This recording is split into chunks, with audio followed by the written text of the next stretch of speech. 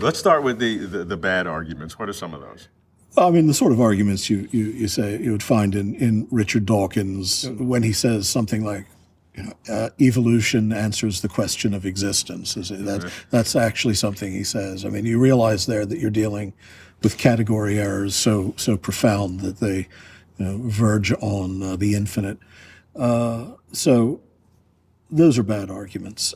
I mean, an atheist friend of mine said of that argument that it might very well be the single worst argument made for or against any proposition in the history of human thought. He's not really an atheist, my friend. He's an agnostic philosopher. He also said that it was watching this man do philosophy was like watching a dolphin tap dance. In fact, it's embarrassing what he does, because he's just not interested in knowing what he's talking about, and at the same time thinks that he does know what he's talking about. Sam Harris, who's sort of a refugee from a boys' school who got lucky and wrote a book that became a bestseller, but he's really just an undergraduate and he writes like one. And then there's Daniel Dennett. Daniel Dennett's not really, how can I put this, smart. I'm trying to be nice about this, but he writes very long books, but they don't seem to have any actual arguments in them. They just have statements. Some of the statements are very clever, but he does have this tendency to think that if he says it 3 times, it's an established fact. He's not like Jerry Coyne, sort of his American derivative. Lesser derivative, but okay. Yeah, no. Well, the problem with Coyne is he actually doesn't know what he doesn't know, and so he does wade in and he does make a fool of himself. Right. And the good thing about that is you just step back and let him go. The caricature of popular history of the so-called kind of Christian era or Christian civilization of the past is that it wasn't much concerned with reason.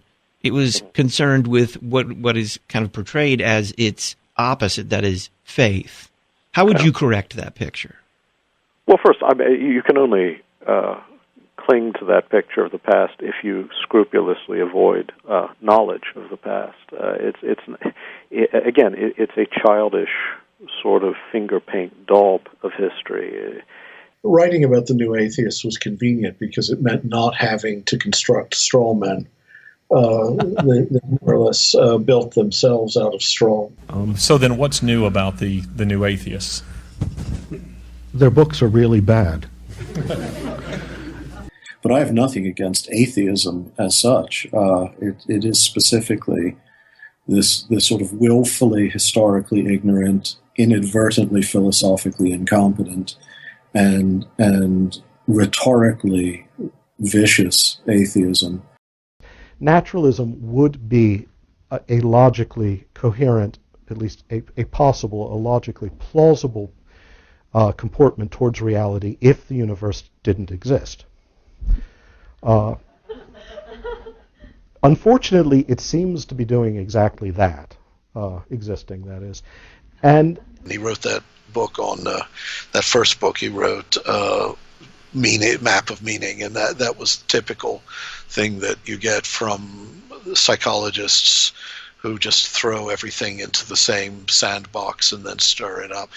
And so what I hear when I hear him talk about the Bible is a lot of really bad scholarship tied to a self-help philosophy that's neither Christian nor Jewish, but maybe I'm missing something. If you vote for Hillary, of course, you're voting for just another terrorist, just another member of the Goldman Sachs military-industrial complex party, which is Democrat and Republican at once. But I at the same time, I would regard it as morally wicked this November not to try to make an effective vote to dilute the power of the monster in the White House right now. So I'm not against voting completely. I voted for Ron Paul. That was the last time. Yeah, I would cut off my hand before I'd vote for a damned libertarian. I was raised in a Christian family, to the degree that Anglicans are Christians. Calvin, in telling us that hell is copiously populated with babies not a cubit long, merely reminds us that within a certain traditional understanding of grace and predestination, the choice to worship God rather than the devil is at most a matter of prudence. What he says is, there are all these scriptural verses that seem to promise universal salvation, but there are others that are full of dire warnings that have traditionally been taken to mean eternal damnation, though, as he also points out, linguistically, that's not necessarily the case. And all we should do is hold them in tension in pious hope so that we have the charitable impulse to hope for all, but enough fear and trembling to know that God might turn out to be a Calvinist. To me, it's just silly. I mean, I know quite a lot of very traditionalist Catholics who hate the current Pope, largely because of his perverse desire to be a Christian.